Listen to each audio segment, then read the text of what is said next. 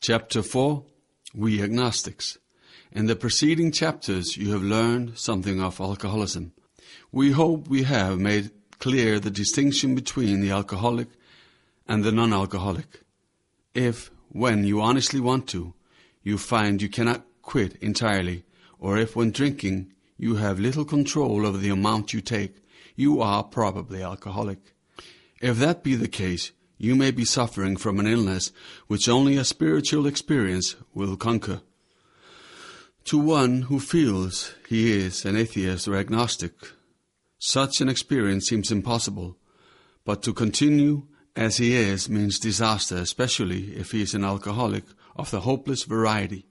To be doomed to an alcoholic death or to live on a spiritual basis are not always easy alternatives to face, but it isn't so difficult. About half of our original fellowship were of exactly that type.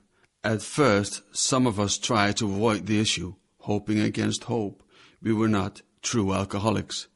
But after a while we had to face the fact that we must find a spiritual basis of life, or else. Perhaps it is going to be that way with you. But cheer up. Something like half of us thought we were atheists or agnostics. Our experience shows that you need not to be disconcerted. If a mere code of morals or a better philosophy of life were sufficient to overcome alcoholism, many of us would have recovered long ago. But we found that such codes and philosophies did not save us, no matter how much we tried. We could wish to be moral, we could wish to be philosophically comforted. In fact, we could will these things with all our might, but the needed power wasn't there. Our human resources, as marshaled by the will, were not sufficient. They failed utterly. Lack of power, that was our dilemma. We had to find a power by which we could live, and it had to be a power greater than ourselves, obviously. But where and how were we to find this power? Well, that's exactly what this book is about. Its main object is to enable you to find a power greater than yourself, which will solve your problems. That means we have written a book which we believe to be spiritual as well as moral. And it means, of course, that we are going to talk about God. Here difficulty arises with agnostics. Many times we have talked to a new man and watched his hope rise as we discuss his alcoholic problems and explain our fellowship. But his face falls when we speak of spiritual matters, especially when we mention God. But we have reopened a subject which our man thought he had neatly evaded or entirely ignored. We know how he feels. We have shared his honest doubt and prejudice. Some of us have been violently anti-religious. To others, the word God brought up a particular idea of him with which someone had tried to impress them during childhood.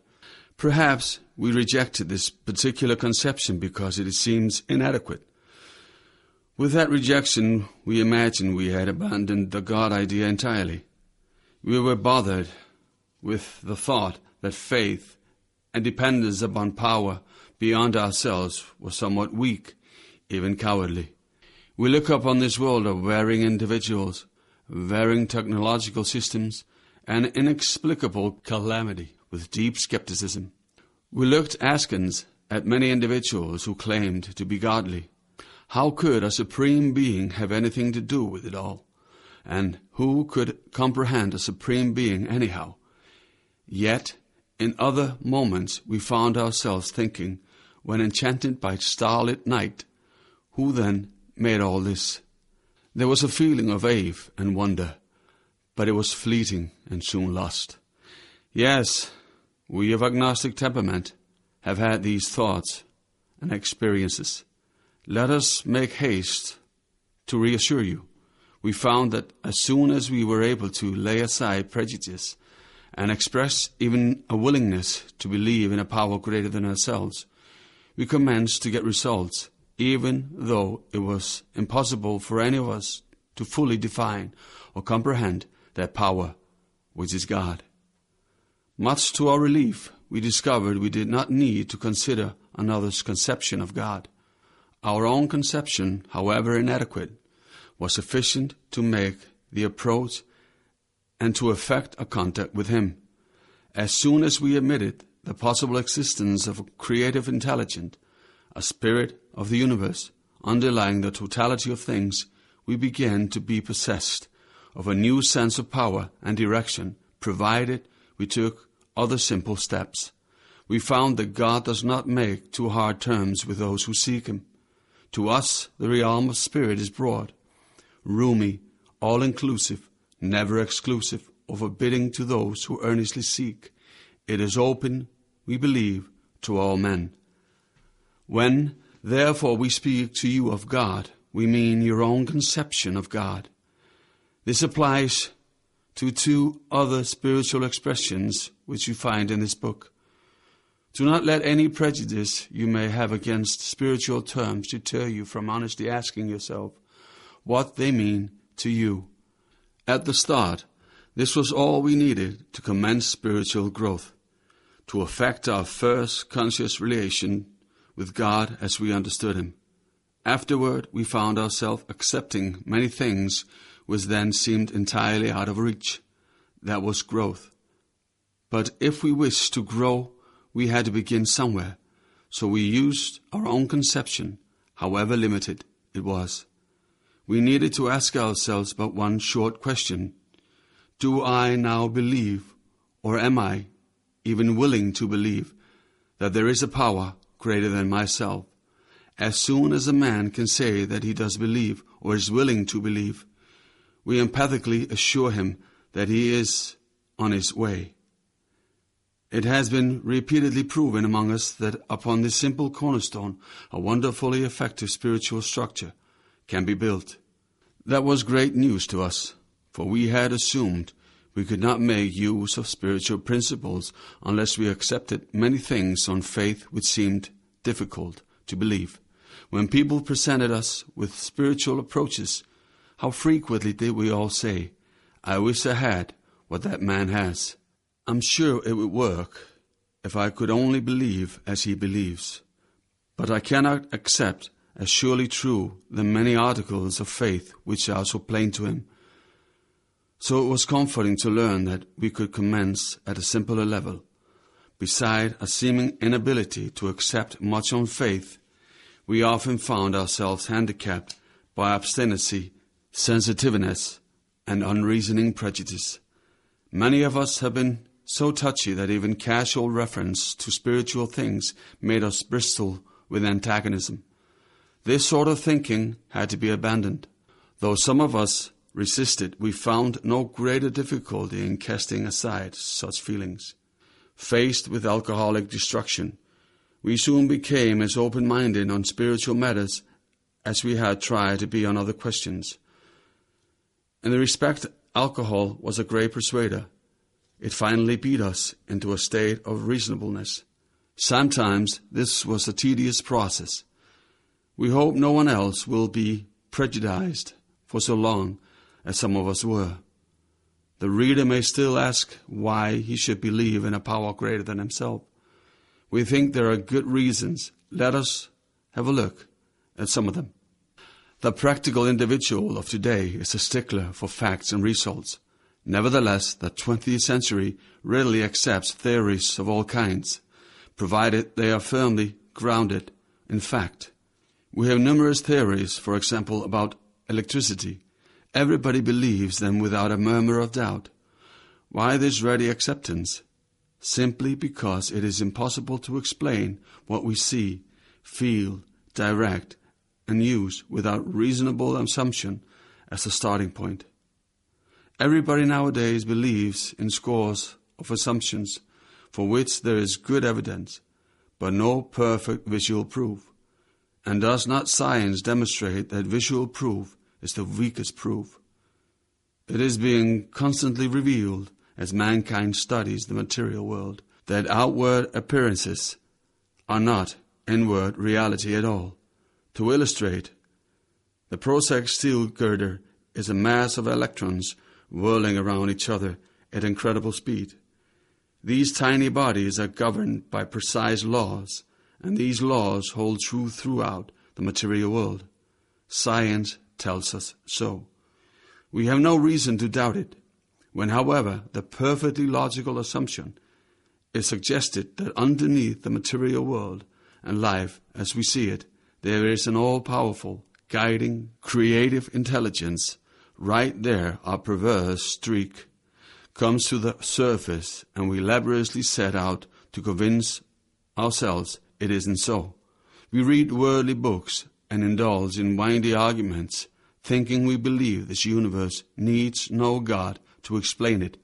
Were our contentions true, it would follow that life originated out of nothing, means nothing, and proceeds nowhere. Instead of regarding ourselves as intelligent agents, spearheads of God's ever-advancing creation, we agnostics and atheists choose to believe that our human intelligence was the last word, the Alpha and the Omega, the beginning and the end of all. Rather vain of us, wasn't it? We who have traveled this dubious path beg you to lay aside prejudice, even against organized religion.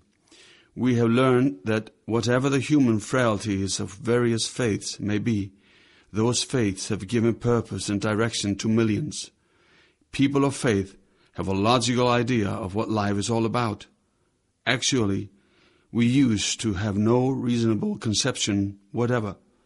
We used to amuse ourselves cynically dissecting spiritual beliefs and practices, when we might have observed that many spiritually minded persons of all races, colors, and creeds were demonstrating a degree of stability, happiness, and usefulness which we should have sought ourselves.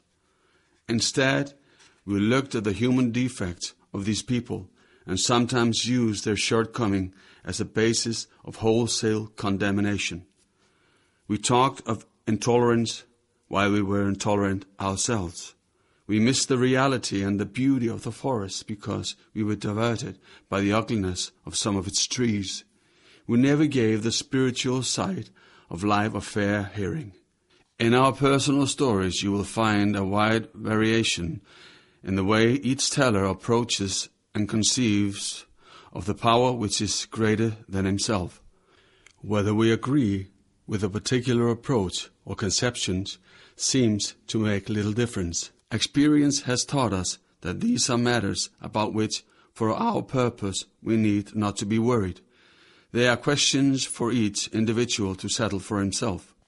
On one proposition, however, these men and women are strikingly agreed. Every one of them has gained access to and believes in a power greater than himself. This power has in each case accomplished the miraculous, the humanly impossible. As a celebrated American statesman put it, let's look at the record. Here are thousands of men and women, worldly indeed. They flatly declare that since they have come to believe in a power greater than themselves, to take a certain attitude toward that power, and to do certain simple things, there has been a revolutionary change in their way of living and thinking. In the face of collapse and despair, in the face of the total failure of the human resources, they found that a new power, peace, happiness, and a sense of direction flowed into them. This happened soon after they wholeheartedly met a few simple requirements. Once confused and baffled by the seeming futility of existence, they show the underlying reason why they were making heavy going of life.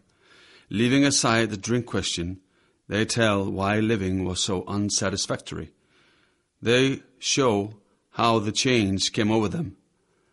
When many hundreds of people are able to say that the consciousness of a presence of God is today the most important fact of their lives, they present a powerful reason why one should have faith. This world of ours has made more material progress in the last century than in all the millenniums which went before. Almost everyone knows the reason. Students of ancient history tell us that the intellect of men in those days was equal to the best of today. In ancient times, material progress was painfully slow. The spirit of modern scientific inquiry, research, and invention was almost unknown. In the realm of the material, men's minds were fettered by superstition, tradition, and all sorts of fixed ideas.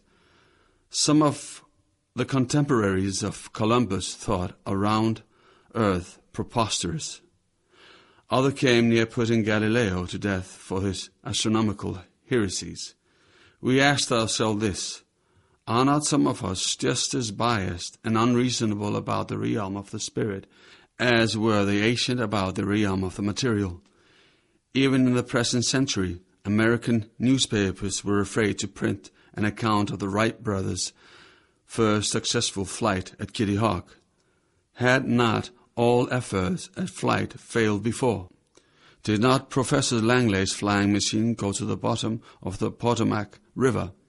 Was it not true that the best mathematical minds had proved that man could never fly? Had not people said God had reserved the privilege to the birds? Only 30 years later, the conquest of the air was almost an old story, and airplane travel was in full swing. But in most fields, our generation has witnessed complete liberation of our thinking. Show any longshoreman a Sunday supplement describing a proposal to explore the moon by means of a rocket, and he will say, I bet they do it. Maybe not so long either. Is not our age characterized by the ease with which we discard all ideas for new, by the complete readiness with which we throw away the theory or gadget which does not work for something new which does? We had to ask ourselves why we shouldn't apply to our human problems this same readiness to change our point of view. We were having trouble with personal relationships. We couldn't control our emotional natures. We were a prey to misery and depression. We couldn't make a living. We had a feeling of uselessness. We were full of fear. We were unhappy. We couldn't seem to be of real help to other people.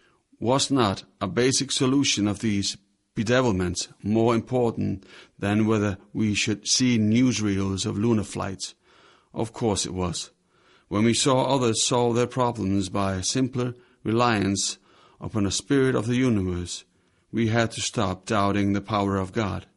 Our ideas did not work, but the God idea did.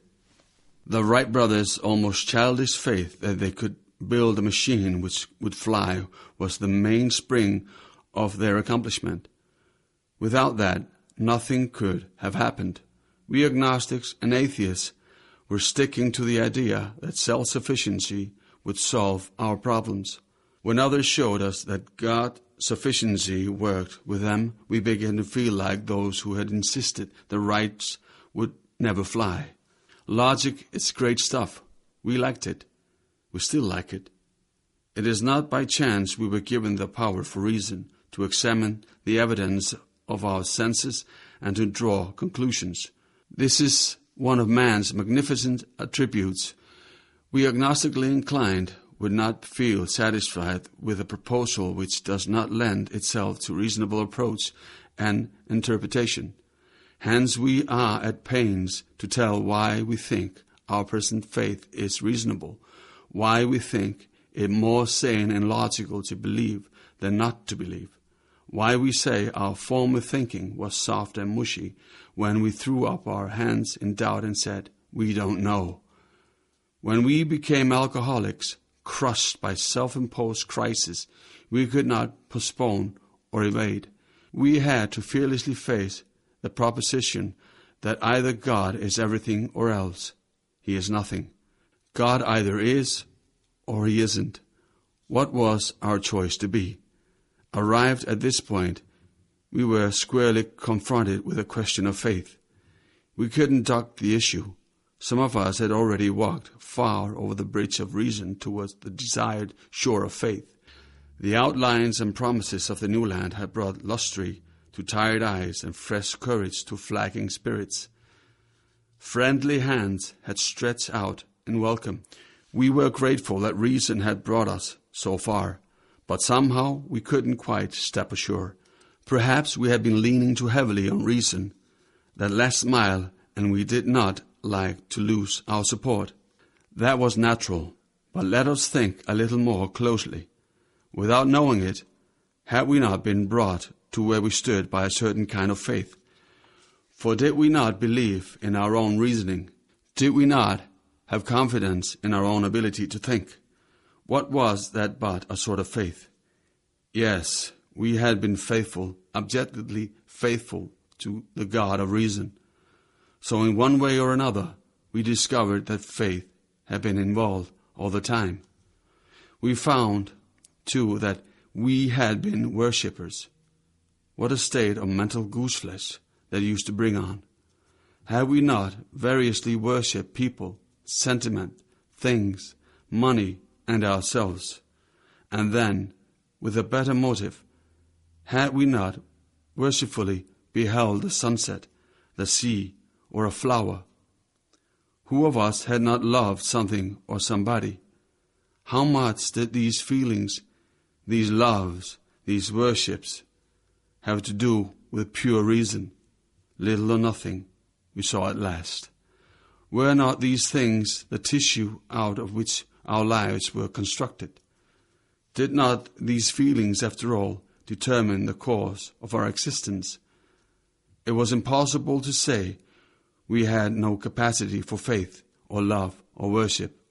In one form or another, we had been living by faith and little else. Imagine life without faith, where nothing left but pure reason. It wouldn't be life. But we believed in life. Of course we did. We could not prove life in the sense that you can prove a straight line is the shortest distance between 2 points, yet there it was.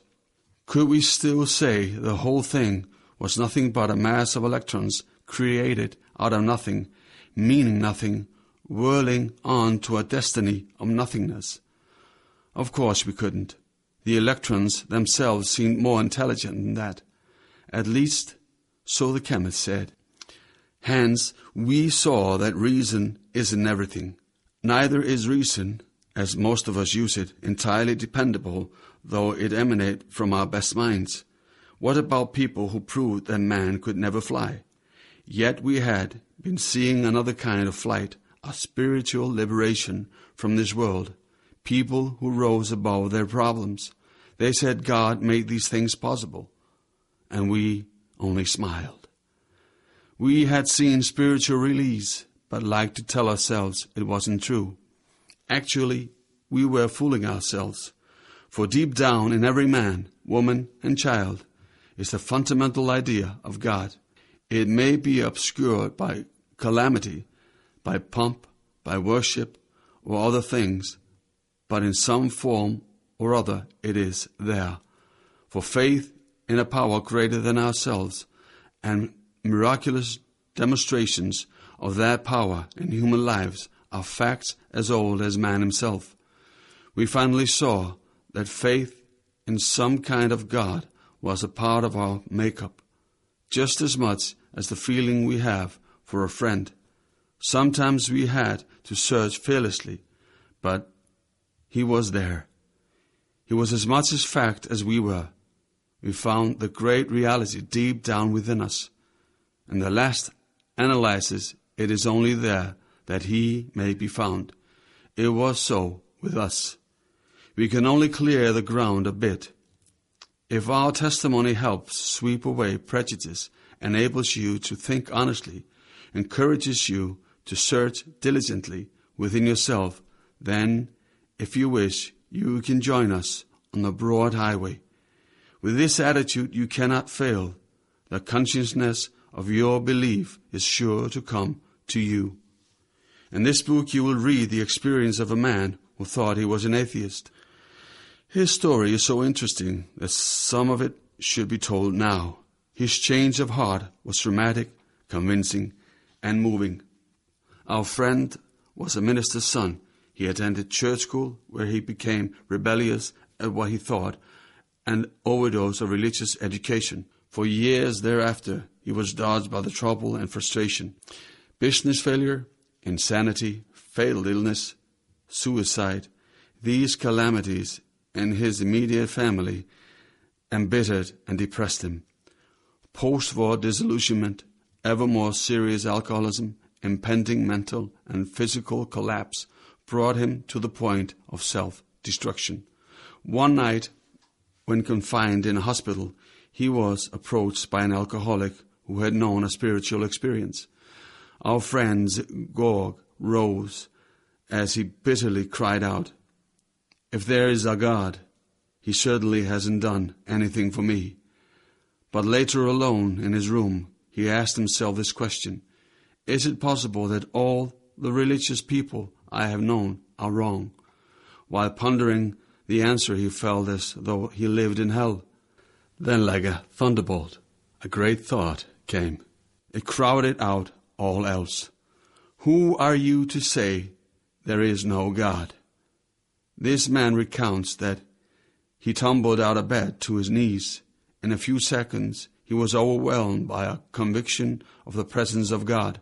It poured over and through him with the certainty and majesty of a great tide at flood. The barriers he had built through the years were swept away. He stood in the presence of infinite power and love. He had stepped from bridge to shore. For the first time, he lived in conscious companionship with his Creator. Thus was our friend's cornerstone fixed in place. No later vicissitude has shaken it. His alcoholic problem was taken away. That very night, years ago, it disappeared. Save from a brief moment of temptation, the thought of drink has never returned. And at such times a great revulsion has risen up in him. Seemingly he could not drink even if he would. God has restored his sanity. What is this but a miracle of healing? Yet its elements are simple. Circumstances made him willing to believe. He humbly offered himself to his Maker. Then he knew. Even so has God restored us all to our right minds. To this man, the revelation was sudden. Some of us grow into it more slowly, but he has come to all who honestly sought him. When we drew near to him, he disclosed himself to us.